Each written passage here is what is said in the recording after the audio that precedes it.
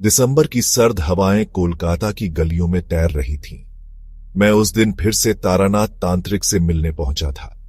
हम दोनों सियालदह के एक पुराने चाय खाने में बैठे थे। सामने मिट्टी के कुल्हड़ में भाप उठती चाय रखी थी। तारानाथ अपनी लाल ऊनी शॉल में लिपटे एकटक चाय की भाप को ऐसे देख रहे थे जैसे वहां किसी अनकहे संसार की परछाइयां हों। क्या तुमने कभी ऐसे आईने के बारे में सुना है जिसमें जिंदा इंसान की परछाई नहीं पड़ती?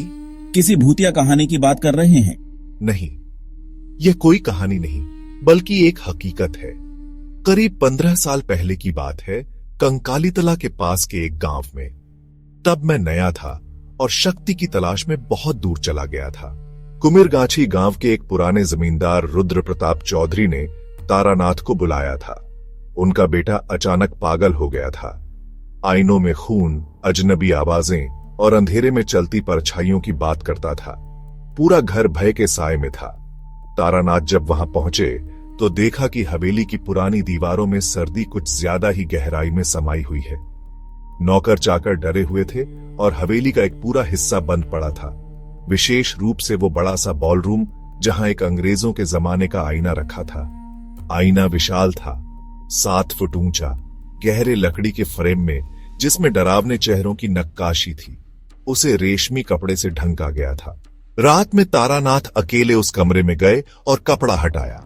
जो उन्होंने देखा वह सामान्य नहीं था। आईने में उनका अक्स नहीं था बल्कि एक सफेद कपड़ों में लिपटी औरत खड़ी थी जिसकी आंखें शून्य थीं और चेहरा धुंधला।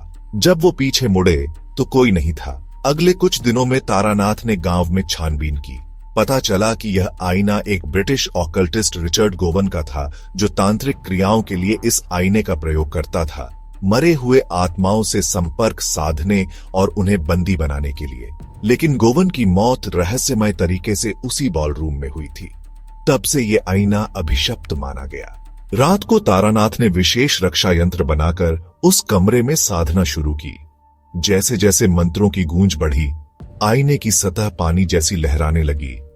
धीरे धीरे उसमें सैकड़ों आत्माएं प्रकट हुईं, औरतें, बच्चे, बूढ़े, जो अंदर से बाहर निकलने की कोशिश कर रहे थे।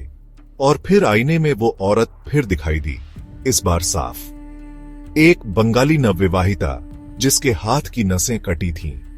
उसके पीछे खड़ा था रिचर्ड गोवन, एक भयानक व्यंग्यात्मक मुस्कान के साथ। आईना तोड़ दो, आत्माएं मुक्त होंगी, पर वह भी साथ आएगा। तारानाथ के सामने कठिन चुनाव था। या तो आत्माओं को सदा के लिए कैद रखे या उन्हें आजाद कर गोवन को भी मुक्त करे। उन्होंने आईना तोड़ दिया। तोड़ते ही कमरे में एक जोरदार चीख गूंजी, जैसे असंख्य आत्माएं रो पड़ी हों।